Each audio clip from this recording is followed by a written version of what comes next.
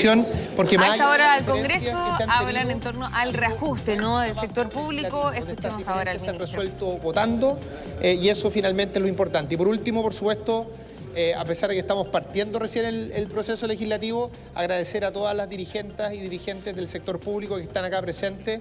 La labor de los funcionarios públicos es una labor fundamental, es una labor que trasciende los distintos gobiernos. Son trabajadores del Estado, no de un gobierno de turno, y son trabajadores y trabajadoras que hacen una labor fundamental para la sociedad, y es por eso que es importante que todos reconozcamos ese trabajo y por supuesto nos preocupemos para que se haga en buenas condiciones y de manera moderna de cara a la ciudadanía. Así que también muy agradecido a todas las trabajadoras y trabajadores aquí presentes. Ministro, estamos en vivo para Mega. Si se podría referir ayer a los reparos que presenta el Consejo Fiscal Autónomo en torno a las cifras y también darle explicación en torno a lo que se va a tener que redistribuir, digamos, en el presupuesto. Bueno, el Consejo Fiscal Autónomo, representado por su presidenta, hizo una presentación muy completa en la que se establecieron cómo esta ley se relaciona con la ley de presupuesto, y además hizo una revisión histórica respecto a la manera en la que se han financiado históricamente las leyes de reajuste en sus informes financieros. Y esa revisión histórica es consistente con lo que nosotros planteamos durante las distintas sesiones. Esto es que hay una parte importante del reajuste que se financia a través del ítem de salarios que está especificado en cada uno de los servicios, y hay otra parte que históricamente también se ha financiado con reasignaciones al interior de los servicios y también con reasignaciones en el gobierno en términos generales. Y también el Consejo Fiscal Autónomo ha planteado que estamos en un momento de estrechez fiscal en el país, eso a pesar de que vamos a ser el gobierno que menos aumente la deuda pública desde el primer gobierno de la presidenta Bachelet. Sigue siendo cierto que Chile está en una situación fiscal desafiante, y ese llamado y ese recordatorio que nos hace cotidianamente el Consejo Fiscal Autónomo creo que es un aporte muy relevante al debate.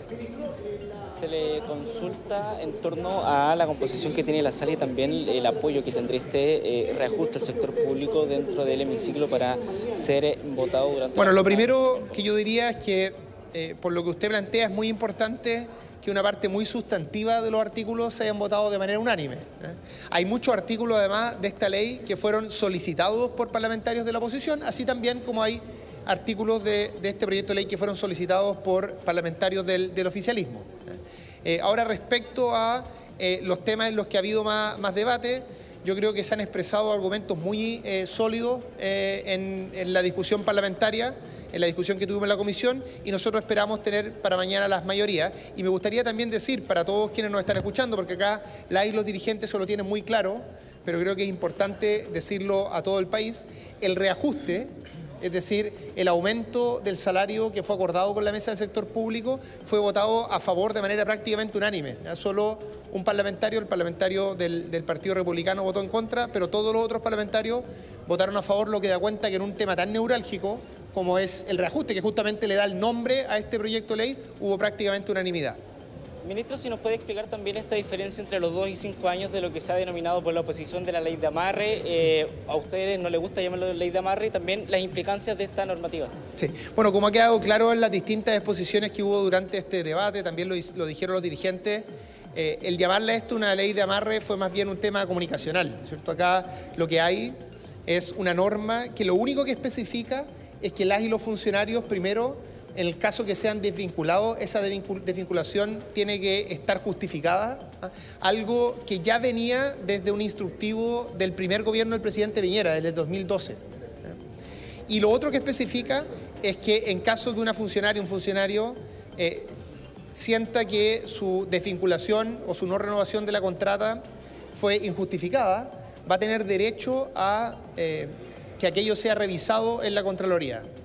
Por lo tanto, lo único que hace esta normativa es evitar arbitrariedades y construir un procedimiento que justamente favorezca el que las no renovaciones de contrata ocurran de manera justificada.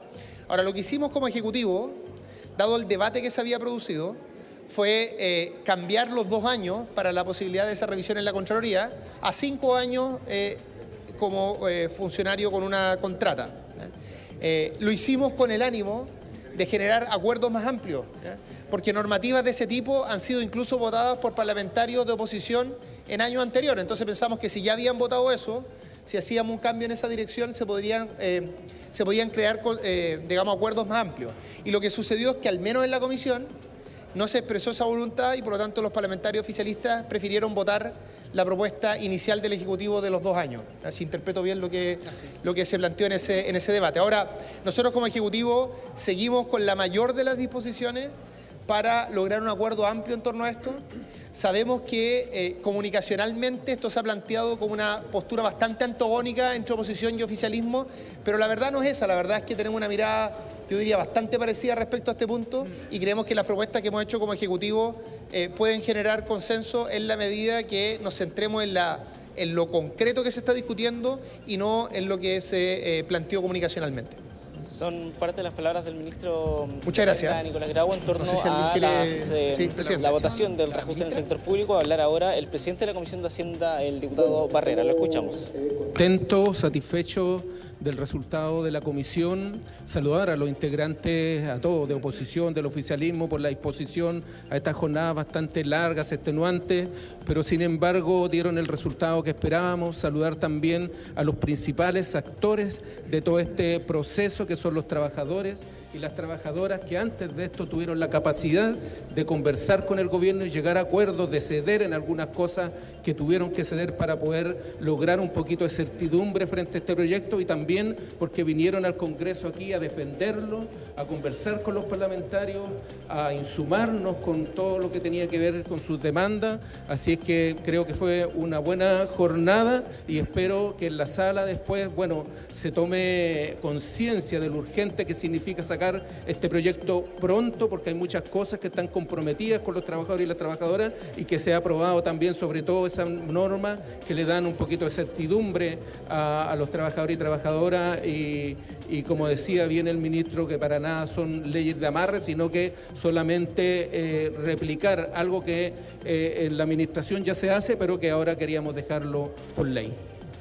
Muchas gracias, diputado. Parte entonces de las palabras del diputado de la Comisión de Hacienda. Habla ahora también el diputado del Partido Socialista, el diputado Santana. Es una importante señal de respeto al trabajo que realizan a lo largo de todo el país los funcionarias y los funcionarios públicos.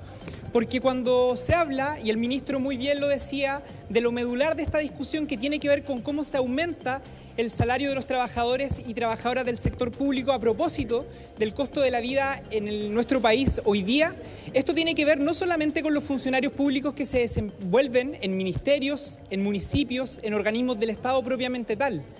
Esto tiene que ver también, por ejemplo, con los funcionarios de la salud.